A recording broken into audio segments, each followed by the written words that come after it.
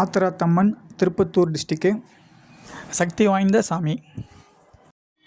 ஒரு வேண்டுதலுக்காக இங்கே வந்திருக்கோம். இதுக்கு முன்னாடி அம்மனுக்கும் எங்களுக்குமான ஒரு சுவாரஸ்ய தகவலை இங்கே பதிவிடுறோம். என்னுடைய வீடியோவை தொடர்ச்சியாக பார்த்துட்டு வர்றவங்களுக்கு தெரியும். என்னுடைய பழைய வீடியோவில் குறிப்பிட்டு இருப்பேன். முன்பு ஒரு காலத்தில் விவசாயம் பண்ணிகிட்டு இருந்த லேண்டு, அதன் பிறகு யாரும் விவசாயம் பண்ணாமல் நீண்ட நாள் அப்படியே இருந்தது. அதன் பிறகு அவங்க வழி வந்தவங்க மறுபடியும் அங்கே ஏதாவது செய்யலாம் ஆரம்பிக்கலாம் அப்படின்னும் பொழுது முன்னோர்களுடைய உத்தரவு கேட்கும் பொழுது, அந்த காலத்தில் விவசாயத்துக்கு உயிர் பலி கொடுத்துட்டு இருந்திருக்காங்க. ஆடு பலியிடப்பட்டு இருக்குது. அதன் பிறகு தான் பூஜைகள் போட்டு விவசாயம் ஆரம்பிக்கப்பட்டது. இப்போ இருக்கிறவங்க இந்த தகவல் எல்லாம் உண்மைதானா அப்படின்னு கேள்விப்பட்டு அதை பற்றி அவங்க முன்னோர்களிடமே கேட்டுடலாம். அதாவது அவங்க தாத்தா பாட்டி அதுக்கு முன்னாடி அவங்களே ஆன்மாவை தொடர்பு கொண்டு கேட்டுடலாம் அப்படின்னு. ஆமாம், உண்மைதான், உயிர் பலி கொடுக்கப்பட்டது அப்படின்னு தெரிவித்தாங்க.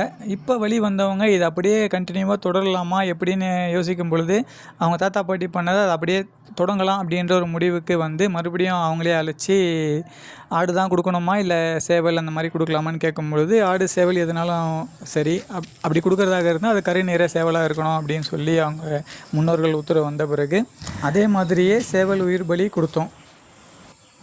இந்த வீடியோனுடைய தொடக்கத்தில் அம்மனுக்கும் எங்களுக்குமான ஒரு சுவாரஸ்ய தகவல் அப்படின்னு சொல்லியிருந்தேன் இல்லைங்களா? அது என்னென்னா, பூஜை போடும் பொழுது அந்த இடத்துலையே ஆத்திராத்தம்மன் நாங்கள் வந்திருந்து சில அட்வைஸ் தெரிவித்தாங்க. என்னென்னா, நீண்ட நாள் கழித்து ஆரம்பிக்கிறதுனாலையும் முன்னோர்களுடைய உத்தரவு வந்ததுனாலையும் எங்களுக்கு சார்ந்தவங்களுக்கு சில அட்வைஸ் தெரிவித்தாங்க.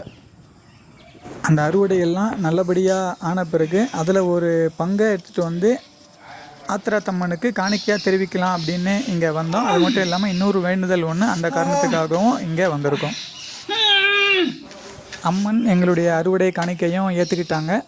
அப்புறம் இப்போது செய்யக்கூடிய இந்த வேண்டுதலுக்கும் சில வழிமுறைகள் தெரிவித்தாங்க. இப்போ இந்த வீடியோ பார்க்குறவங்களுக்கு தெய்வம் உயிர் பலி ஏற்றுக்குதா அப்படின்லாம் கூட நினைக்க தோணும். தெய்வத்துக்கு உயிர் பலி கொடுக்கலாமா வேணாமா, இந்த கேள்விக்குரிய பதிலெல்லாம் என்னுடைய அந்த முந்தைய பதிவிலேயே நான் சொல்லியிருக்கேன்.